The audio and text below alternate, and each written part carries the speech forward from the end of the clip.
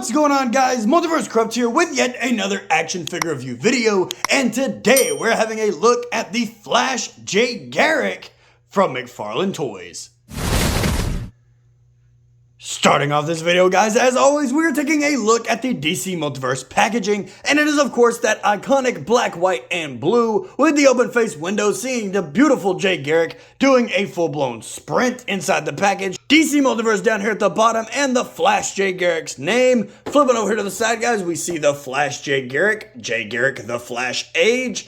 Flipping over to the back, guys, we see it is a beautiful comic image of J. Garrick himself. Flipping on this side, not really much going on other than DC Multiverse and the Flash J. Garrick again. Nothing going on at the top, and then down here at the bottom is the barcode for you barcode guys. With all that said though, guys, let's go ahead and rip J. Garrick out of the packaging and see how he looks.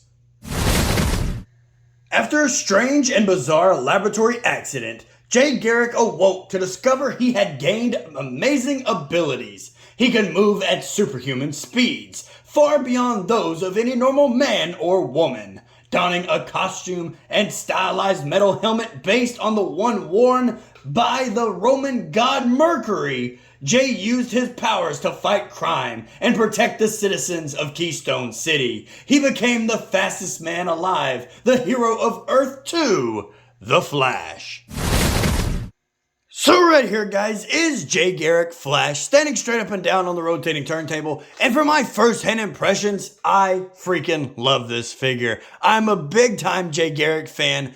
There's Barry Allen, then there is him. He is one of my all-time favorites, and I love this freaking suit. I think he looks absolutely amazing. I will say my only gripe is the color blue they went for his trousers. I feel like just a darker shade would have went a heck of a lot better with the red and the gold emblem.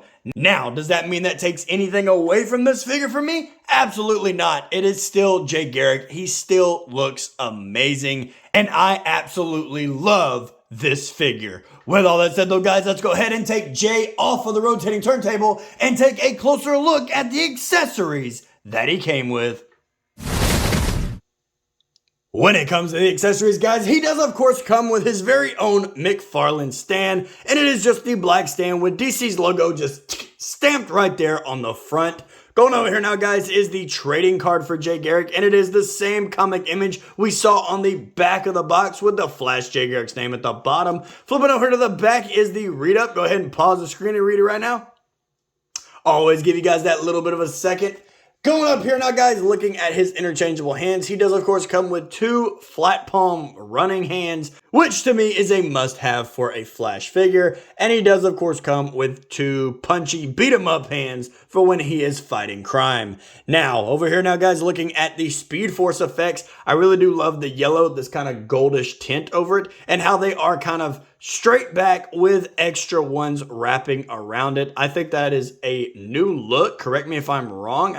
I believe every other effect for a Flash figure was more haywire looking. I don't have any directly next to me or in front of me here, so I can't really grab one to compare. Maybe we'll see it closer to the end of the video, but I do feel like this is a little bit different. It is straight back with some lightning wrapped around it. Just give it a little bit more depth. Now, I will say what I hope we get to see more and more of is a Flash effect like this, where it is just one clean swoop back. I really do feel like this adds to it, especially if you want to go to photo mode and then you want to start posting a super punch or something like that, a super kick, a super punch. It gives more of a whoosh feeling to me, and I think it looks absolutely amazing. So I hope we do get more Flash effects like this one. With all that said though, guys, let's go ahead and move away from the accessories and zoom into the figure himself and take a closer look at the detail. In terms of detail, guys, starting off with the J. Garrick head sculpt, starting off with the helmet, actually. Let's go ahead and turn him to the side here and take a look at this helmet. I love the wings, the detail within them, and just that silver shine that the helmet has over it. Now, I probably will pick up a chrome paint marker, if you will, whatever you want to call it, to give it just a little bit more of a reflection type surface, but this is still a beautiful base for so much more potential, and it looks amazing. Starting off with the actual head sculpt now, guys, if you look at his eyes, he does suffer from the Mcfarlane side eye. Not too bad, he still is okay looking forward, but you can tell it's there. Like when you turn him slightly this way, he looks more like he's looking over there, and then when you turn him this way, he just kind of looks like he's not really looking off in that direction. Although from this camera angle, it kind of fit just perfectly right there. So maybe that's just me, but it does appear the side eye is there. It's not as bad as it once was when they were doing a exit stage right, and you could see just more white than actual pupil. But looking at the overall face sculpt, guys, the jawline, the cheekbones, the nose, it is there, and it does look amazing. Flipping over to the back, we do see his iconic blonde hair, and it is beautifully detailed within.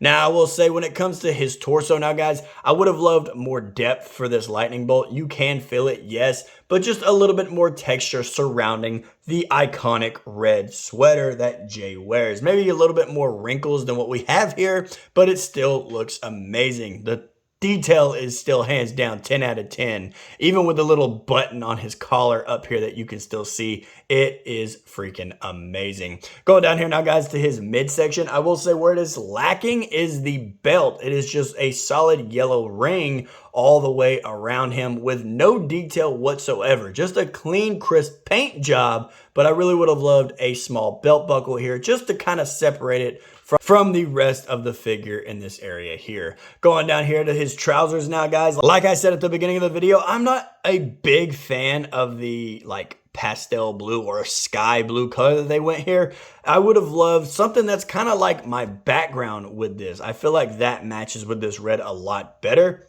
But at the end of the day, it is still the iconic Jay, and it doesn't bother me too much. I will say for the detail in his legs, I do like how we can see his leg muscles and even the seam of his trousers here. But if you want to get technical, that seam is just where the figure connects, because it is also up here in the sweater as well. But I'm just calling it the seam of his clothes just to move on with my life. Now, something I really don't like on this figure is these little hand cufflings here. I'm not really sure what these are called, but as you can see over here on this image, the sweater is supposed to stop at the wrist and the hands are bare. So I'm not really sure what they were going for here. Just add a little extra something here, or maybe this will be a reuse that we see on a figure in the future who has this for their costume and they just slapped it onto Jay. And it's not so much an accident because they did it to his running hands as well. So something was going on here. Not a big fan of it, but it doesn't bother me too much. Going down here now, guys, looking at his boots. His boots are beautifully sculpted. Very little detail in it. It's kind of just a flat surface, but the wings really do pick up on that because the wings are fully detailed and it just looks amazing. Now down on his feet to the actual boot himself, we do see the straps on here, and I really would love a different color paint. I know he wears the red boots, but just a little different color paint to separate the straps from the boot itself. Could have stayed red, maybe just a little bit more detailed, maybe not so much a different color paint, but it is still pretty detailed and it looks amazing. With all that said though, guys, let's go ahead and zoom out away from the detail and take a closer look at Jay Garrick's size articulation and some size comparison.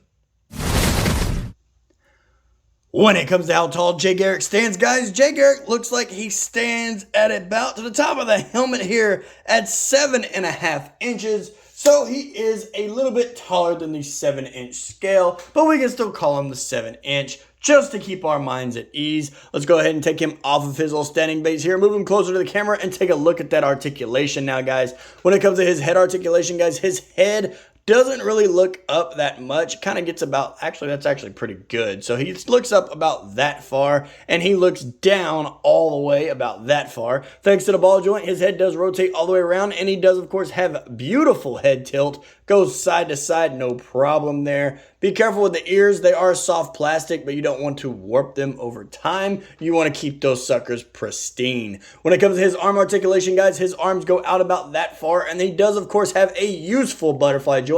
Love seeing that make a comeback. He does, of course, have bicep swivel and double hinged elbows, and since he has interchangeable hands, you know he has full mobility in his wrists. So his hands do rotate all the way around and his wrists do articulate up and down, no problem. Going here now, guys, to his ab crunch. His ab crunch does exist for a Mcfarlane figure, so it is good to see that making a comeback here. And he does, of course, practice the limbo in his spare time. His waist articulation goes all the way around, looking absolutely amazing. His legs go forward about that far. They go back about that far with a classic Mcfarlane crotch gap. Double hinge knees, and for his ankles, they do articulate down, they articulate up. He does, of course, come with toe articulation and that beautiful ankle pivot. Starting off this size comparison, guys, incoming Flash family. Right here, guys, we have Jay Garrick next to the Injustice 2 Barry Allen Flash, where I like to call him Swolio Flash, and we have him next to the CW Barry Allen as well. Sticking with the Barry Allen Flashes, guys, here we have Jay Garrick next to the DCEU Ezra Miller Flash from Zack Snyder's Justice League. And we have my custom Page Punchers Flash here. If you recognize that body, we have done a review on this guy, just not after his customization here. But I do think all of the Barry Allen Flash scale beautifully to Uncle Jay. I bet you thought we were all flashed out. Right here we have Jay Garrick standing next to the DC Essential Flash. I want to believe it's either DC Essential or DC Collectibles, but I'm pretty sure it's DC Essential. If you want your Jay Garrick Flash to have his own little sidekick, here we have the Wally West Flash from the DC Collectibles Build-A-Figure wave for Ninja Batman, and I actually do think that these scale together quite well. When it comes to the evil speedsters, guys, here we have Jay Garrick standing next to Injustice 2 Thawne, or Swolio Thawne, and then we have the other Mcfarlane's Reverse Flash, and they do scale together beautifully. Last but not least of the speedsters, guys, here we have Jay Garrick's Flash next to the Mcfarlane Godspeed from the CW Flash.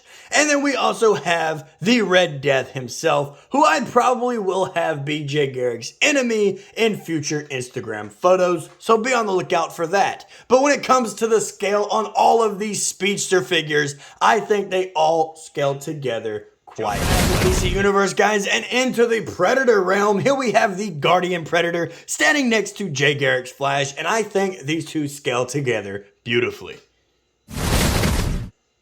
And last but not least, guys, here we have Jay Garrick's Flash standing next to the Marvel Legends Deadpool from the 2016 film Deadpool, and I think these two simply do not work.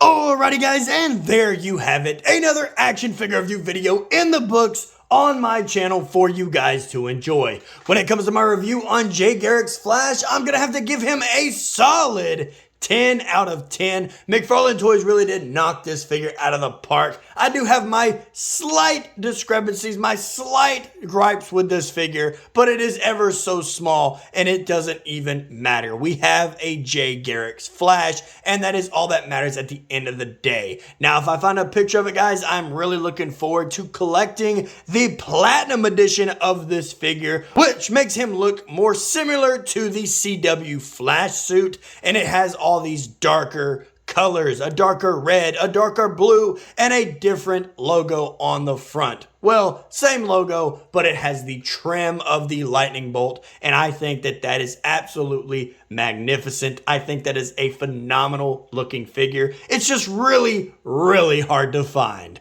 With all that said though, guys, if you did enjoy this video, go ahead and hit the like button and subscribe if you're new. Leave me a comment down in the comment section below. Share this video with your friends, and I will see you in the next video. Later.